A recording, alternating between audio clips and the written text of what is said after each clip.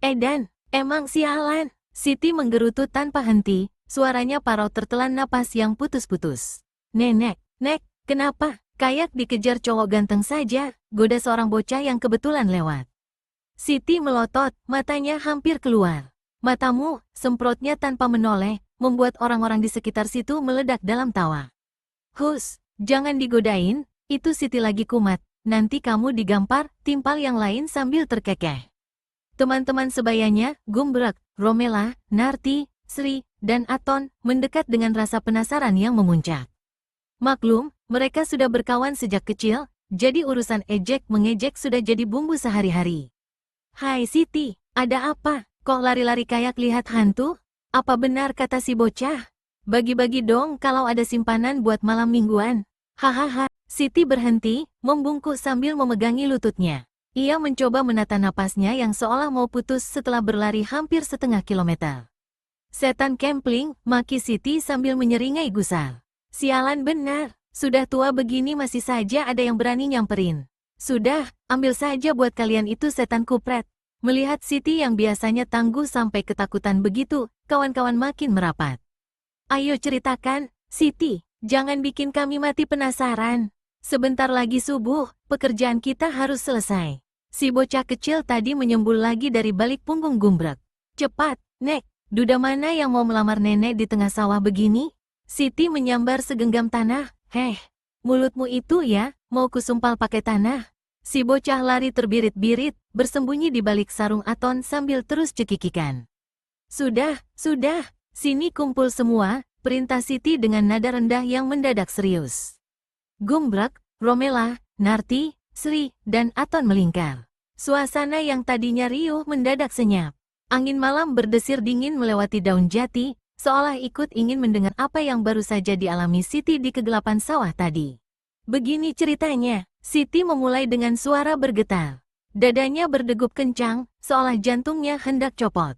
Namun ia tiba-tiba berhenti. Aduh, besok saja ya. Aku masih trauma. Sudahlah, ceritakan saja, bentak nenek Gumbrek tak sabar. Setan kupret, bau pesing. Cerita, nenek Romela pun ikut berteriak dengan wajah memerah karena penasaran. Tidak. Aku belum siap, balas Siti bersikeras. Matanya menerawang ke arah jalan tadi.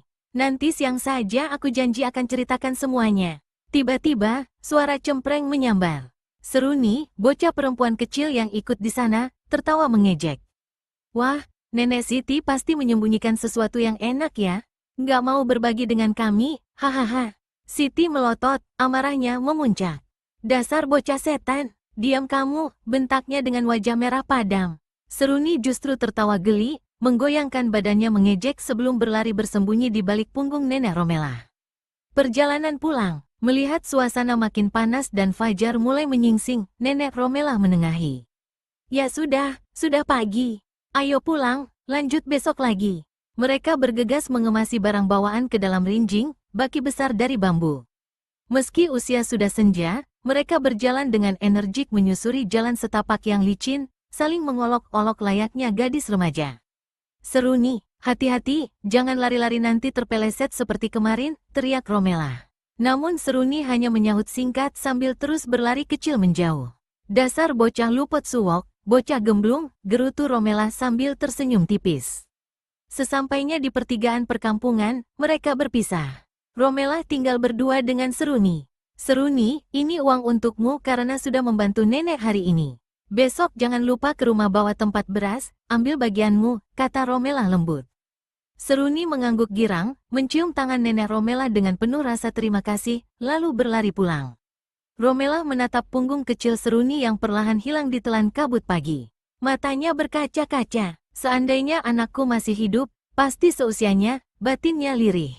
Suara azan subuh mulai terdengar sayup-sayup, menemani langkah lunglai Romela menuju rumahnya di ujung kampung yang masih diterangi lampu minyak itu. Di ambang pagi, di rumahnya, Romela disambut oleh Supri, anaknya yang menderita kelumpuhan kaki. Dengan susah payah menggunakan alat bantu kayu, Supri membukakan pintu. Nenek pulang, Pri, sana mandi, lalu sholat, perintah Romela sebelum ia sendiri merebahkan diri, melepas lelah setelah semalaman bergelut di sawah. Di tempat lain, Siti masih terjaga. Pikirannya kalut, Ia teringat seseorang yang membisikinya semalam, sosok yang sangat familiar. Wajah itu, bukankah dia sudah meninggal 10 tahun yang lalu? Siti bergidik, mencoba memejamkan mata dalam ketakutan yang belum tuntas. Sementara itu, Seruni sampai di rumahnya. Nenek Ipeh, sang nenek yang meski keriput namun masih menyisakan sisa kecantikannya, menyambut dengan omelan karena baju Seruni kotor dan basah. Nenek jangan marah, Runi tidak mencuri. Ini uang dari Nek Romela, ucap Seruni jujur sambil menyerahkan uang lusuh dari kantongnya. Ipeh tertegun, matanya berkaca-kaca melihat cucunya yang masih kecil harus bekerja keras demi sesuap nasi. Maafkan nenek, Runi, nenek belum bisa memberimu hidup enak, bisiknya dalam hati sambil mengusap rambut Seruni.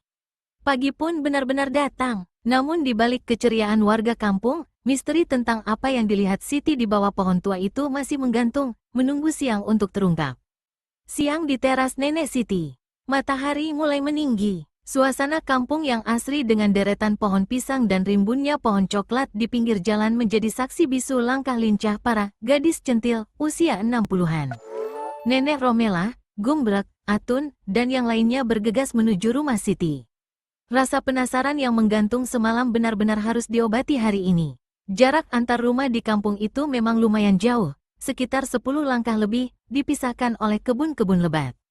Sambil berjalan, mereka tak henti-hentinya saling mencela, namun selalu diakhiri dengan tawarannya.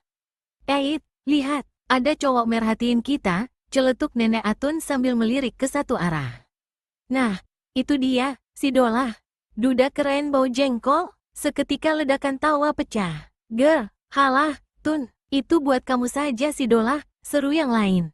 Ogah, sudah tua, bau tanah, masih saja ganjen.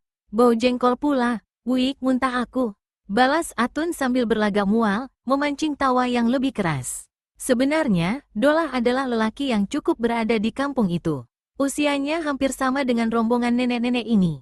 Merasa diperhatikan, kakek Dolah justru sengaja menatap tajam ke arah nenek Atun lalu memberikan kedipan mata yang nakal. Hahaha. Lihat itu, duda ganteng, suka sama Atun, ejek Romela. Sialan, tak sudilah, giginya saja tinggal 5, berani-beraninya kedipin mata, sahut Atun ketus, meski hatinya geli. Buat kamu saja, Rom, itu si Hario penangsangmu. Pertemuan dengan Sadimon, tawa mereka mendadak surut saat Romela mengalihkan pembicaraan. Mana Seruni? Tumben bocah gemblung itu tidak kelihatan batang hidungnya? Biasanya dia yang paling sibuk ikut campur. Entahlah, tumben dia tidak ada. Padahal biasanya mulutnya paling usil, sahut nenek Gumbrek. Tiba-tiba, suara siulan menggoda terdengar dari balik semak. Serentak mereka menoleh ke sumber suara. Nah, ini dia, gumam Gumbrek menahan tawa. Di sana, terlihat seorang kakek bernama Sadimon. Ia sedang duduk memotong rumput dengan telanjang dada, memamerkan tubuhnya yang masih terlihat kekar, sisa-sisa kejayaan masa muda saat ia menjadi rebutan perawan kampung. Topi kaping menutupi sebagian wajahnya dari terik matahari. Hai, gadis-gadisku, mau kemana tergesa-gesa? Tanya Sadimon sambil melempar senyum tipis. Hei, Sadimon, ngapain tanya-tanya? Mau ikut? Sahut Romela menimpali. Biar jalan sama kamu saja, Rom, sela Gumbrek sambil tertawa. Romela melotot, namun dalam hatinya ia terdiam. Pikirannya melayang jauh ke masa lalu. Laki-laki yang barusan menyapa itu adalah impian masa mudanya, namun takdir berkata lain karena mereka justru berjodoh dengan orang lain. Sepanjang sisa perjalanan, Romela lebih banyak diam, membiarkan teman-temannya terus saling mengolok. Aroma kopi dan rokok klobot. Tak lama kemudian, rumah nenek Siti terlihat. Sang tuan rumah sudah duduk santai di teras sambil menghisap rokok klobot, rokok dari tembakau yang dibungkus daun jagung kering. Karena daun jagung sering padam, Siti berkali-kali menyulutnya kembali dengan tenang. Di depannya, sebuah cangkir besar berwarna putih dengan hiasan bunga-bunga yang warnanya mulai mengelupas sudah tersedia. Asap mengepul dari cangkir itu, menyebarkan aroma kopi yang sangat sedap, menyambut hidung mereka yang baru datang. Wow! Nikmat sekali kelihatannya, seru Narti. Lali utang, lali sembarang nek monoku, kalau sudah minum kopi begini, lupa hutang, lupa segalanya, sahut nenek Gumbrek. Siti terkekeh, asap rokok keluar dari mulutnya. Silakan duduk, pasti kalian rindu padaku, ya? Hahaha, rindu matamu, balas nenek Atun ketus, namun ia langsung meloyor masuk ke dapur Siti untuk menyeduh kopi bagi teman-teman yang lain. Suasana teras itu kini penuh dengan aroma kopi dan asap rokok klobot. Semua mata kini tertuju pada Siti. Waktunya janji semalam ditepati. Siti, mana korek apimu? Masa tungku cuma keluar asap, apinya mati begini, teriak nenek gumbrek jengkel. Ia sedang sibuk menata 4 cangkir seng favoritnya, si kep ayam jago, yang ia ambil dari atas rantang di dekat rak piring. Rencananya, ia mau mendidihkan air untuk membuat minuman hangat. Nenek Siti yang sedari tadi melamun langsung diserbu godaan teman-temannya. Sudahlah, jangan lama-lama, ayo ceritakan kisah dudamu yang bikin napasmu ngos-ngosan itu. Ceritakan kenapa jantungmu bisa berdebar-debar sampai sandal jepitmu lepas dan kamu lari nyeker. Ayo, kami sudah tidak sabar, seru serombongan janda centil usia 60-an itu sambil tertawa riuh. Ger. Setan beling kalian semua, sahut nenek Siti dengan wajah kecut. Ini bukan lelucon, mengingatnya saja aku masih mau muntah. Kejadian itu nyata, aku tidak mengada-ada. Pas kita berangkat bareng malam itu, sebenarnya perasaanku sudah tidak enak, tapi aku abaikan. Nenek Siti terdiam sejenak, matanya menatap kosong ke arah api tungku yang mulai menyala, pikirannya melayang kembali ke malam mencekam itu. Malam itu, sekitar pukul 9, rombongan 5 wanita tua itu berjalan menuju sawah membawa benih padi dan peralatan panen. Di pertigaan jalan yang remang-remang, mereka berpapasan dengan Seruni, bocah kecil berusia 6 tahun yang sedang asyik ngoceh sendiri di kegelapan. Hai, Seruni, mau kemana kamu? Tanya Nenek Sri. Bocah itu hanya melirik sambil mencibirkan bibirnya, Ayo ikut nenek saja ke sawah, daripada bengong di sini. Nanti nenek kasih duit, bujuk Sri. Seruni langsung semringah membayangkan bisa memberikan uang itu pada nenek Ipeh agar senang. Ia pun membuang mainan kertasnya dan dengan cekatan menyambar tas milik nenek Romela. Wah, berat, Nek, keluh Seruni sambil memejamkan mata menggoda. Iya, ambil 1 singkong rebus di dalam situ buat kamu makan, jawab Romela terkekeh. Mereka pun berlalu melewati pohon beringin raksasa di pertigaan. Di bawah pohon yang diameternya mungkin 2 meter itu, aroma wangi sisa sesaji masih tercium di udara, bercampur bau bakaran merang yang berserakan di tanah. Tunggu, teriak nenek Siti tiba-tiba sambil menyulut rokok klobot kesukaannya. Langkah mereka berhenti serempak. Ada apa? Tanya nenek gumbrek heran. Heh, apa nenek semprul bau entut, kentut, celetuk Seruni polos. Dasar bocah edan, maki Siti kesal. Ia lalu menatap teman-temannya. Begini, aku lewat jalan kanan saja ya, tidak bisa bareng kalian. Aku sudah janji mau antar singkong ke rumah adikku. Tadi pagi Santi titip uang, sekalian aku antar sekarang. Ya sudah, jawab Nenek Sri. Tapi awas, kalau ada cowok ganteng, kabari aku, seru Seruni sambil mencibir. Tawa para nenek kembali pecah mendengar ejekan bocah yang bicaranya sudah seperti orang tua itu karena sering menguping orang rumbi. Nenek Siti memisahkan diri. Setelah menyerahkan titipan di rumah adiknya, ia kembali berjalan menuju sawah.